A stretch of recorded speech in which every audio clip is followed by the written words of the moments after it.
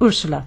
Chairman, I'd like to thank both you and all our speakers. Some have had to leave because of other commitments, but I'm very happy that we've had this, what was not just a practical discussion on practicalities, but towards the end we actually, I think, got to the crux and some of the fundamental things that we're having to deal with. To sum up and to recap what has been the subject of today's discussion, I think in the presentation of Mr. Sora from the Polish Ministry of Internal Affairs and Administration, a very important thing is this non-discrimination of EU citizens, the whole problem of inter-EU migrants. We're very much focused, for example, in the LIBE Committee on the issues of third country nationals, on asylum seekers, but we haven't really often in the last year that I've been in this committee really addressed some of these issues on non-discrimination of migrants from one EU country to another. Professor Galicki, in his comments from the floor, stressed a very important thing, that the EU citizen is not some imaginary being. It's a real person with real rights and real problems. And his support for strengthening rights to consular protection was echoed by many of the speakers here today. Again, non-discrimination of migrants within the EU, an extension of rights, especially those based on the Lisbon Treaty. I very much appreciate the comments of my colleague from Cyprus. He's been very active as a draftsperson on an opinion from the Constitutional Affairs, and I look forward to hearing his amendments, which I'm sure will be well balanced and well thought through. I think he raised some fundamental issues. Are the citizens aware of their rights? If not, why not? And do these rights really make them feel part of Europe? I really appreciate the input of the European Ombudsman, the gentleman who is on the sharp end. Every time we get it wrong, he gets the complaints. And I think three things you mentioned, this idea of local sensitivities and respect for local sensitivities with effective local remedies, which really underlines the fact that EU citizenship is an added bonus, is complementary to national citizenship. Also, the idea of increased transparency. We often talk about transparency issues on the LIBE Committee. Maybe one of the reasons that citizens feel so remote from what happens here is that they don't really understand or feel that a lot is happening behind closed doors, as you all found out today when you were waiting outside for us to finish a discussion on terrorism. But that, for reasons of security, was really an exception. Generally, these meetings and many of the things that happen in the Parliament are open, if only people knew and wanted to come here. This is also being transmitted on the web today, so we're reaching a much larger audience. And this idea of ethical standards and how EU citizens must see these applied to give them trust in the people who represent them.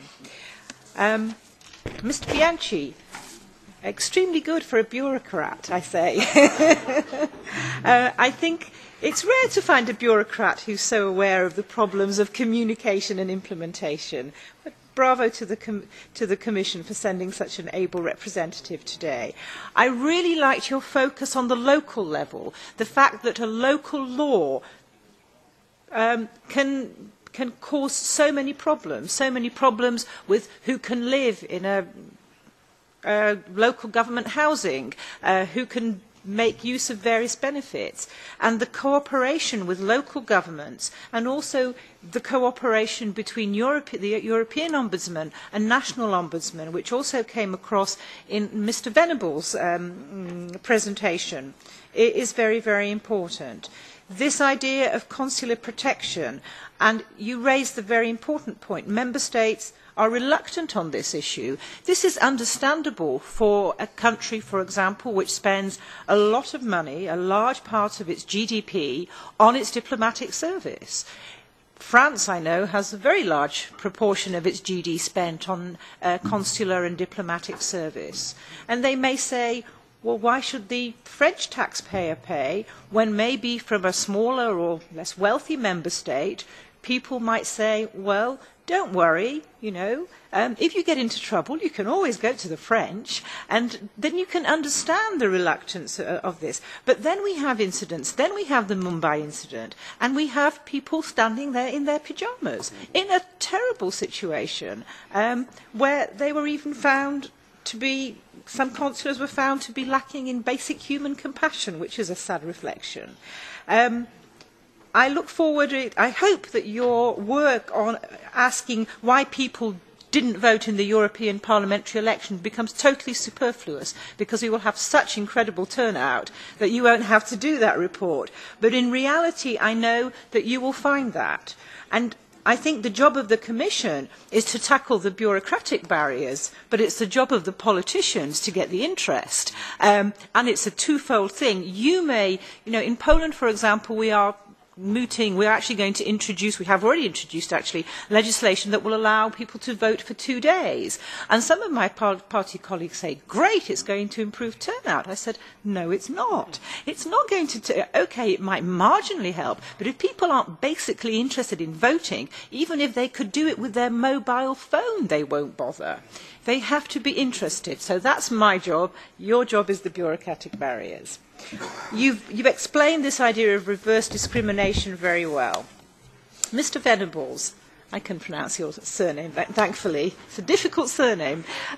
European Court of Justice, I think, really has been instrumental in its case law. And this onus, the onus being on the member state to prove why they are putting up certain barriers, as opposed to the poor citizen who is having to say, well, this is why I should be having this right, is, I think, the correct procedure.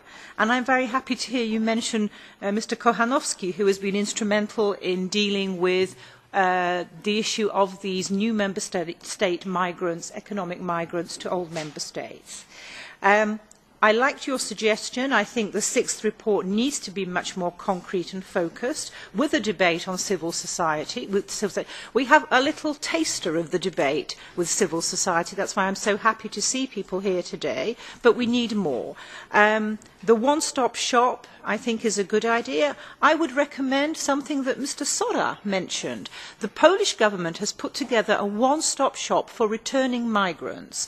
It's a programme I was very involved in previously as a member of the Polish Senate, and it's actually creating a website, and it's a work in progress. But this maybe could serve as a good example for other countries.